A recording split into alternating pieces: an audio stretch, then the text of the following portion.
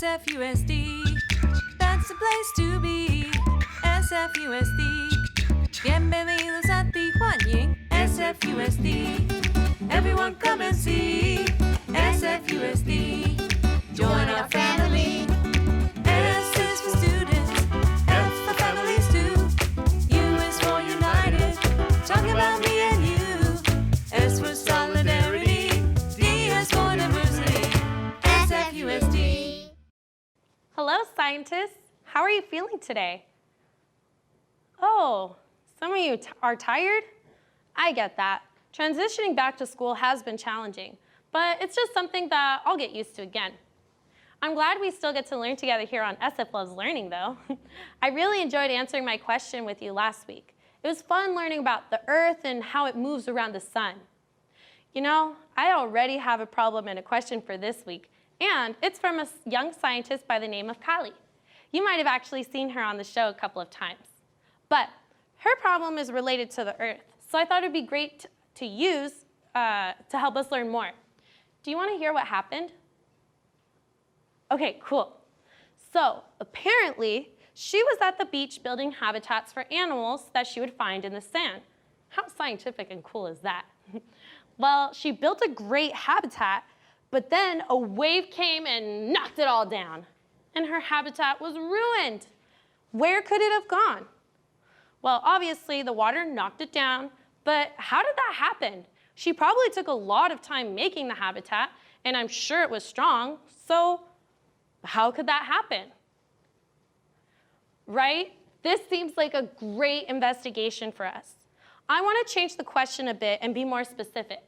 Kali was at the beach, so there had to have been water and sand. So maybe we can add that material to the question.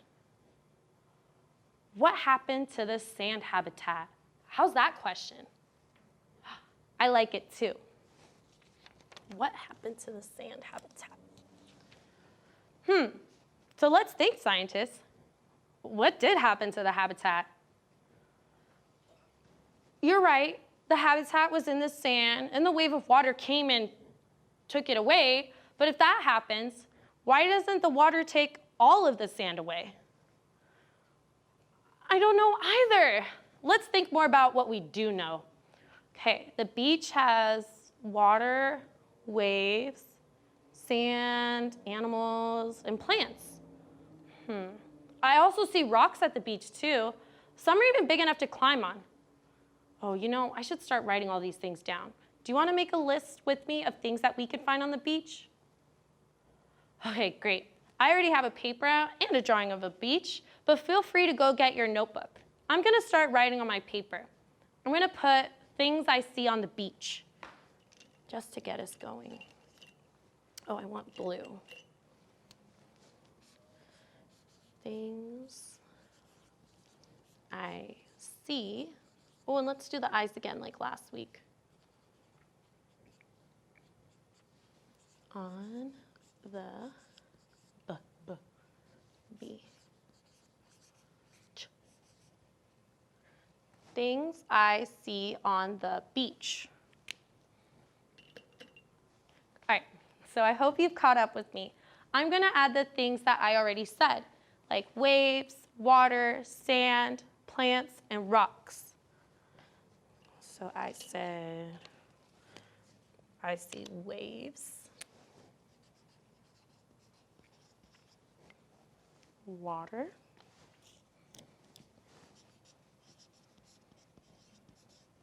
I see sand on the beach. I said plants.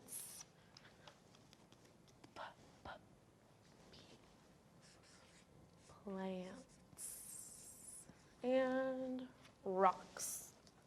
Rocks. There you go. Great. Now we could think a little more. You know, I just thought of some cool cliffs that are by the beach. Those cliffs are made of rocks. Oh, yes. Okay, it's all coming back to me. This is why I chose this problem. Okay, scientists, do you remember when I said this problem was related to the Earth? Okay, awesome. Some of you did. Well, our entire Earth is made of rock. Well, it's made of different types of rocks, and we could see some of those at the beach. Sand is just rocks that got really small over time. But scientists, oh my gosh, I have another question now. How does a rock get smaller? Aren't rocks hard? Oh my gosh, I'm getting a bit lost. Okay, beaches have sand, which is small rocks and big rocks. Kali's sand habitat washed away with the water, but the rocks didn't. I just don't understand how some rocks wash away and some don't. I need more evidence to make a conclusion on this. Scientists, I think we should be geologists this week and make observations about rocks. Oh, what's a geologist? You'll enjoy this. Geologists are scientists that study solid rock. Geo means earth, and ologist means somebody who studies. So a geologist studies earth, which is made of solid rock. Can we do that? Can we study the earth this week? I think so too. We started studying the earth a bit last week, and I'm sure we'll be able to use that learning now. But here's what I'm thinking. Something I noticed about the sand and rocks is their size. The sand was really small, and the rocks that I've seen at the beach are rather large. Maybe we can find a model that has different sized rocks. That could help us out. And if we're trying to understand these rocks at the beach, what else would we need in a model? You're right. Of course we need some water. All right, tonight I'm going to do some research on beaches and rocks. Well, geologists, that's all the time we have for now. But tomorrow we're going to continue studying the earth to understand why some rocks, like cliffs, don't wash away, but some rocks, like sand, do wash away with the water. What do you think so far? Interesting. I wonder if that's the answer. We'll find out soon. Please enjoy the rest of the show, and we'll get back to geology tomorrow. Well, hello, my fellow Earthlings. It's Mr. Peter. On April 22nd, we celebrate Earth Day. Some years ago, I wrote a song in the form of a letter to our planet called Dear Planet Earth.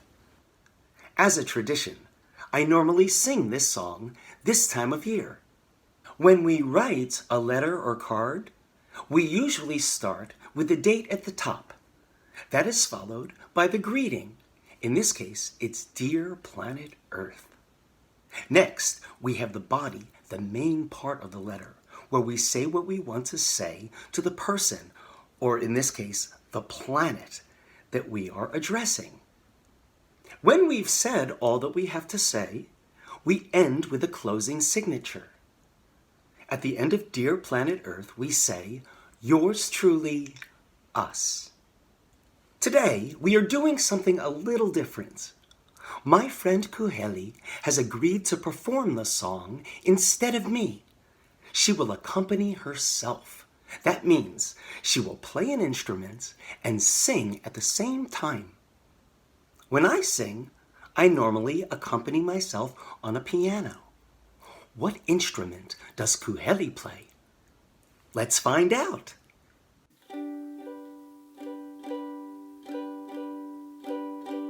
When writing a letter, you first put the date before opening with a greeting. Say today's date out loud.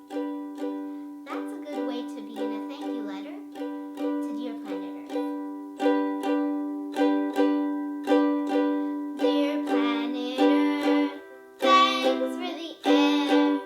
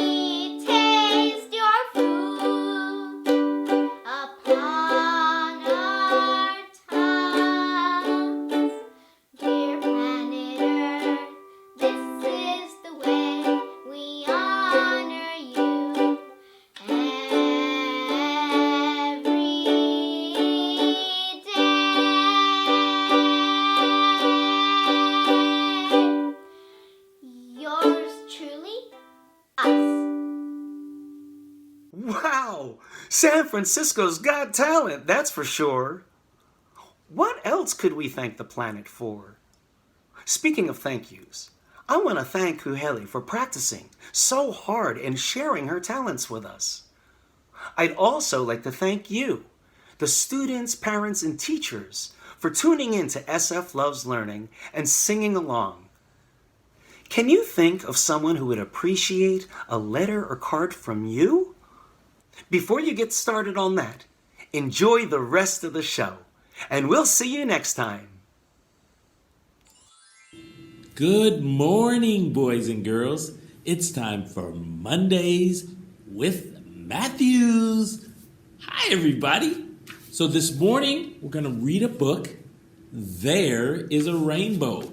And this book is by Teresa Trinder, and the pictures are drawn by Grant Snyder. And we want to thank you, Chronicle Books, for allowing us to share this book with all the boys and girls. There is a rainbow. There is a rainbow. A story has a beginning and an end.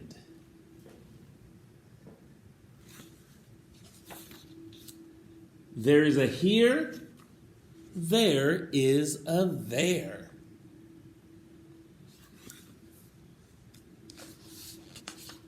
And there is something in between.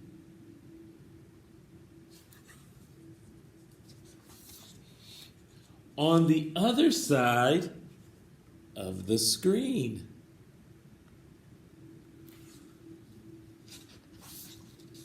There is a school.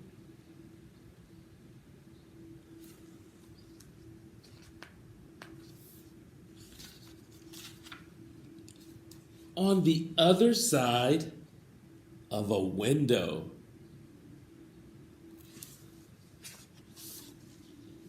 There is a neighbor. You can see all the things they've written on the sidewalk. Black futures matter. We got this. Stay safe. Hope. Thank you, heroes. This is all happening right now. On the other side of the street.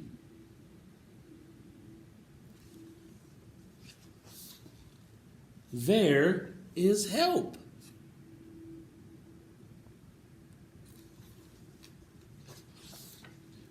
On the other side of town,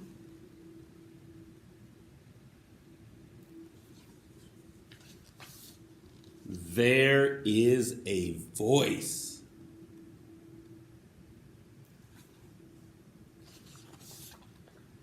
On the other side of a river,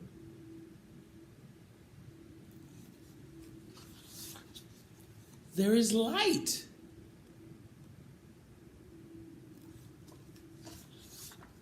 On the other side of a mountain,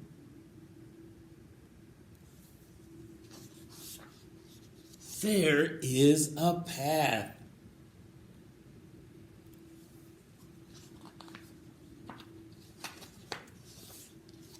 On the other side of sadness,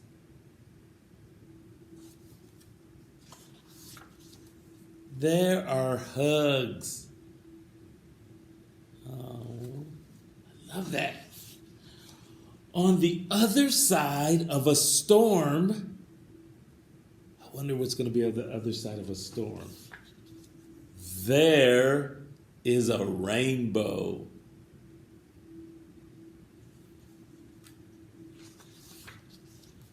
On the other side of today,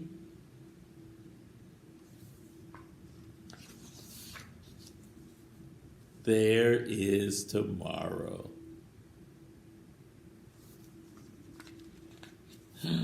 Look at that. That's exciting. There's tomorrow, going back to school. Can't wait. There is a rainbow. What a great book. Thank you, Teresa Trinder, for writing this great book, and Grant Snyder. And thank you, Chronicle Books. Everyone, have a great learning day. Bye-bye. Hi, everyone. How are you doing today? My name is Miss Jessica, and I am a dance teacher with San Francisco Ballet's Dance in Schools and Communities. Today is an exciting day. We are going to talk about one of my favorite rocks in the whole wide world. You want to know which one it is? I'll give you a hint. Its color is black. You give up? We're going to talk about obsidian. Obsidian is an igneous rock that forms from volcanic lava. How cool is that? Has anyone ever seen a volcano? Yeah, they're really big. They almost look like a triangle. And when the lava starts forming inside, the earth shakes a little bit. Everyone shake, everyone shake. And then the lava comes up to the top and boom, explodes. The lava starts to cool, and then eventually you'll find obsidian. Check out how cool obsidian is. Not only is obsidian beautiful to look at, but it also was really, really important to our ancestors. Obsidian would be used for different technological purposes, for tools, as well as ritual practices. Today, we are going to explore the shape and form of this obsidian rock and this obsidian rock. What do you think is different about these two? One is sharp and in a kind of abnormal shape, and this one is round and smooth, almost like someone altered it. Well, let's explore these with our bodies and let's see how we could move sharp and rigid and round and smooth and moving in circles. Let's begin by isolating different body parts in a rigid, sharp way. Let's start with our head. Make sure you are careful as you're doing this. Sharp to the side. Sharp. Sharp. Move your head sharp. Now go down and up, down and up, very sharp, focused. And look to the side, sharp, sharp. Be careful with your neck. Make sure you're looking and tracking with your eyes. And sharp, forward, forward. Let's make sharp movements with our shoulders. Sharp, sharp, sharp. Very good. What about our arms? Sharp, sharp, sharp. Again.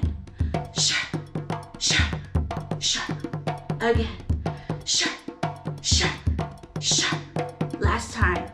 Sharp, sharp, sharp. Now, let's move our body like our smooth obsidian rock. Let's move our body in smooth circular motions. Let's make gentle circles with our head. Gentle circles. Good. Gentle circles. Getting a nice stretch. Try the other direction. Good job. Keep it going. Excellent. Now let's do circles with our shoulders. Let's alternate. Let's do one side smooth and the other side sharp. Smooth, smooth, smooth, smooth. Do it rigid.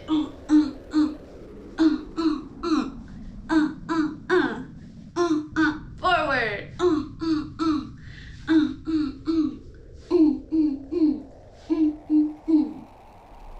How did you like to move best? Sharp and rigid and unexpected, or smooth and circular and soft?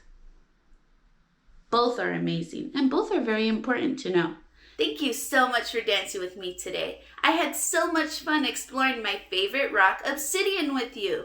Now, I can use the different textures in rocks to help me connect science to dance. Thank you so much again for dancing with me, and I'll see you next time. Bye! Did you know finding and naming the upper and lowercase letters of the alphabet helps kids learn to read? Get a head start on the skill with letter games at home. Here's a tip. As you do laundry, use the tags and logos to have your child go on an alphabet hunt. Can they find an A? How about a B or a C or a D? How far can they get? Keep learning to recognize and name upper and lowercase letters. As your child finds each letter, challenge them to tell you the sounds it makes. School meals will continue to be available as SFUSD schools open for in-person learning. Free lunch and snacks will be available during the school day for all SFUSD students. Meals are free for all through the 2020 through the 2021 school year. You can find more information about meals available for students returning to in-person learning on our webpage at sfusd.edu/in-person meals. San Francisco School District's Student Nutrition Services is committed to providing nutritious meals for children. All meals are free. On Tuesday, free meals are available for all SFUSD students and siblings. On Thursdays, free meals are available for all children 18 years or younger. Please note our change in grab-and-go locations. Starting Tuesday, April 13th, the grab-and-go meal service will no longer be open at elementary schools. This is to accommodate SFUSD's in-person learning plans. Our 10 existing middle and high school sites will continue to serve free grab-and-go meals.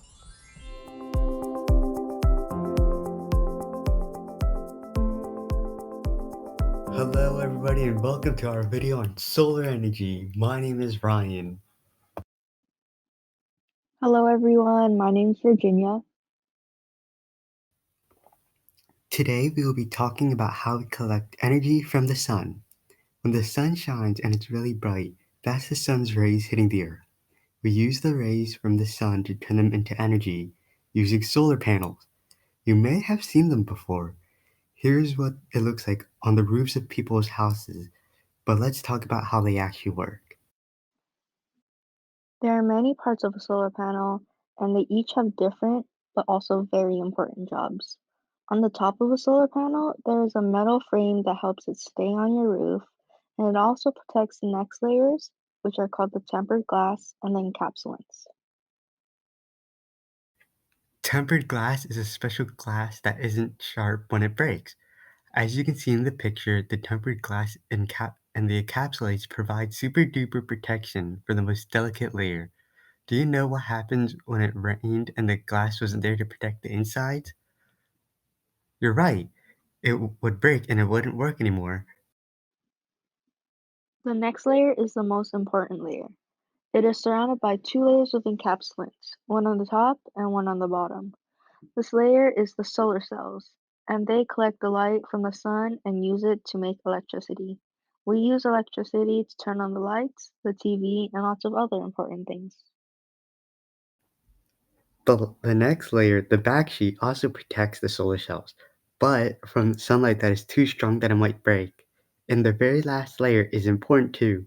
This layer is called the junction box, and it collects the electricity that was made and traps it in so it can't run away. After it gets trapped in the junction box, we let it go.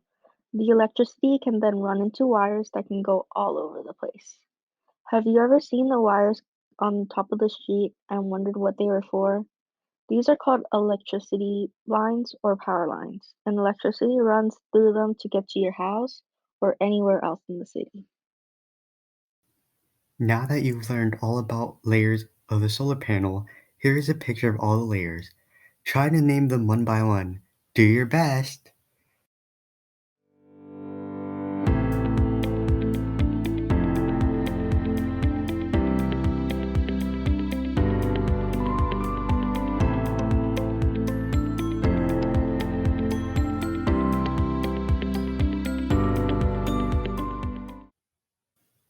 Here are the answers. How many of them did you get correct? These are all the parts of the solar panel that help make sunlight into electricity, which is energy. Next time you go outside, make sure to look out for solar panels, and if you do see one, explain to your family or friends how they turn sunlight into energy. Thank you for watching.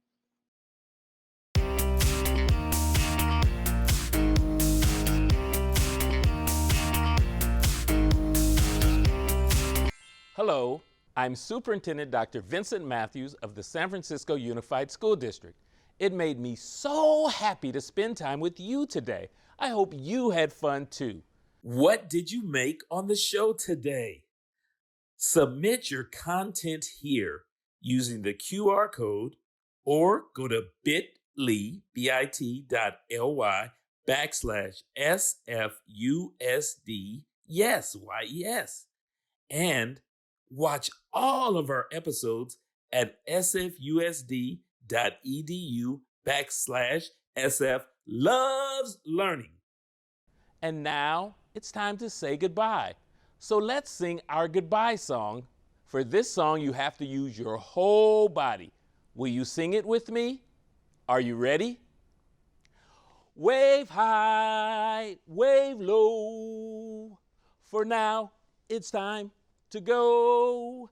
Wave your elbows, wave your toes, wave your tongue, and wave your nose.